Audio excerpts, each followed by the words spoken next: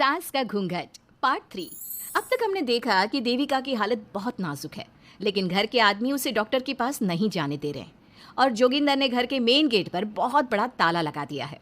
लेकिन देविका की सास विमला पहली बार घूंघट उठाकर समाज के बनाए नियम का उल्लंघन करती है और देविका की जान बचाने की कोशिश में जुट जाती है। मैं भी देखती हूँ मेरी बहू को डॉक्टर के पास जाने से कौन रोकता है। देखो सचिन के बापू, दरवाजे की चाबी दे दो मुझे। तुम्हारा दिमाग ठिकाने पर है, पहले सर पर पल्लू रखो और अंदर जाओ। आज तक मैंने आपका हर गलत फैसला सर झुकाकर स्वीकार कर लिया, लेकिन आज मैं आपकी एक बात नहीं सुनूंगी। मुझे मेरी बहू की किसी भी कीमत पर जान बचानी है। मुझे चाबी दे दीजिए।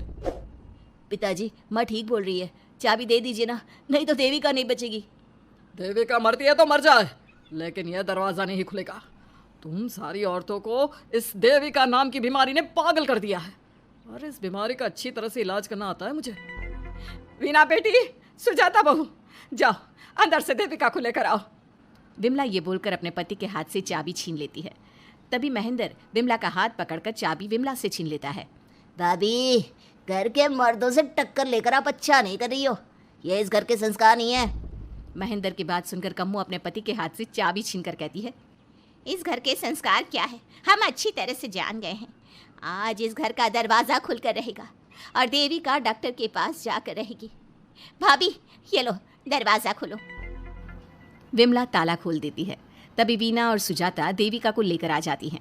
घर की सारी औरतें देविका को लेकर घर से जा रही होती है कि तभी सुजाता का पति मोहन उससे कहता है, सुजाता, तुम देविका को लेकर इस घर से निकल तो रही हो, लेकिन याद रखना, अगर तुमने एक कदम भी बाहर निकाला तो वापस इस घर में मत आना।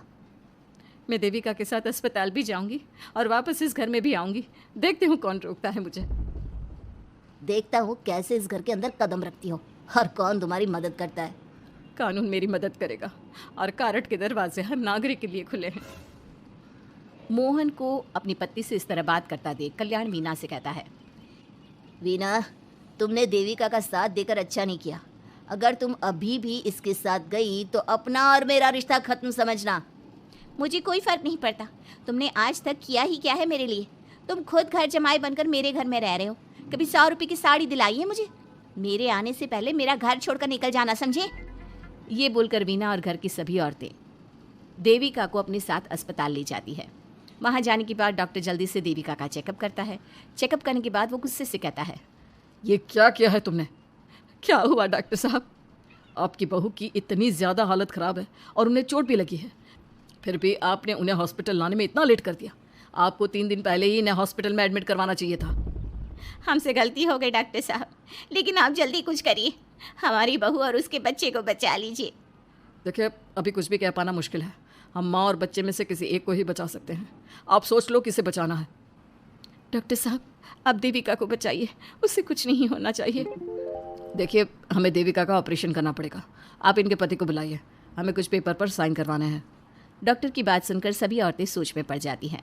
तभी वीना कहती है, डॉक्टर साहब, इनके पति नहीं आ सकते, ये इनकी सास है विमला देवी, आप इनसे साइन करवा लीजिए। लेकिन पेशेंट की हालत इतनी नाजुक है, इनके पति है कहाँ? वो अपने आदमी होने का धर्म निभा रहा है। पति धर्म के बारे में उसे कुछ नहीं पता। डॉक्टर साहब, वो नहीं आएगा। क्या क्या करना है आप मुझे बताइए। थोड़ी देर बाद डॉक्टर देविका का ऑपरेशन शुरू कर देते हैं। जब वो ऑपरेशन थिएटर से बाहर आते हैं तो कहते हैं, आप लोगों की किस्मत अच्छी है, देविका भी सुरक्षित है और उसका बच्चा भी। डॉक्टर, बेटा हुआ है या बेटी? बेटा हुआ है। सब लोग बहुत खुश होते हैं। कुछ दिन तक देविका उसी हॉस्पिटल में रहती है और उसके ससुराल की औरतों ने उसका बहुत ध्यान भी रखा। अब देविका कुछ हद तक ठीक हो गई। डॉक्टर ने देविका को घर जाने की इजाज़त दे दी, लेकिन सभी सोच में पड़ गए।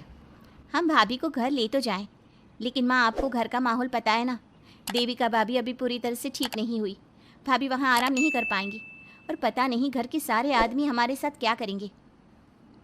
माँ, क्या हम डॉक्टर से बात करके देविका को थोड़े दिन और यहाँ नहीं रख सकते? जब वो पूरी तरह से ठीक हो जाएगी तो उसे यहाँ से ले जाएंगे। ये बात सुनकर विमला सोच में पड़ जाती है। तभी कम्मो कहती है, तुम दोनों ठीक कह रही हो, मैं अभी डॉक्टर से बात कर लेती हूँ। कम्मो डॉक्टर से बात कर लेती है और देविका कुछ दिन में बिल्कुल ठीक हो जाती है। देविका अपने बच्चे को गोद में लिए बाकी औरतों के साथ अपने ससुराल जाती है, लेकिन घर के सभी आदमी उन्हें दरवाजे पर ही रोक देते हैं।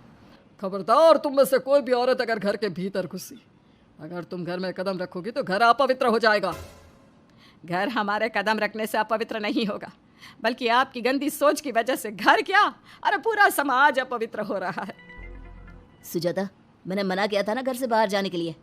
अब एक काम कर, जैसे यहाँ आई है वैसे ही यहाँ से सीधा अपने मायके लौट जा।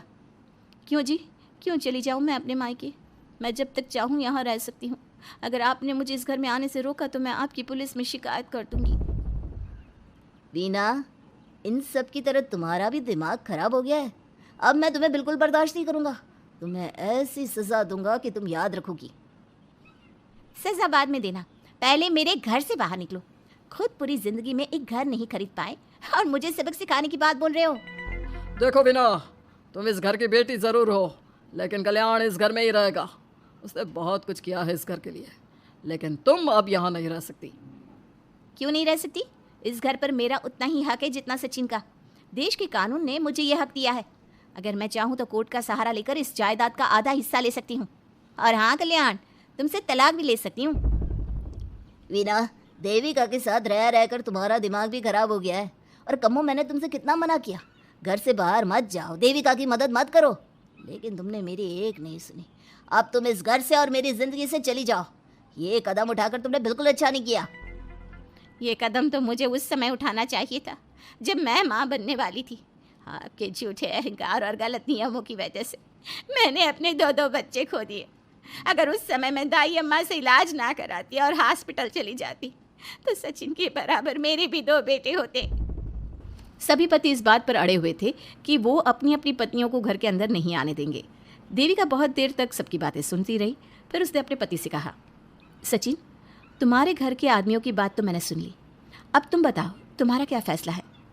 देविका, मुझे माफ़ कर दो, मैं तुम्हारे लिए कुछ नहीं कर सकता, मैं मजबूर हूँ। मुझे पता था सचिन, तुम्हारा यही जवाब होगा। मुझे अपने आप पर हैरानी है कि मैंने बिना रीढ़ की हड्डी वाले आदमी से प्यार ही क्यों किया, शादी क्यों की।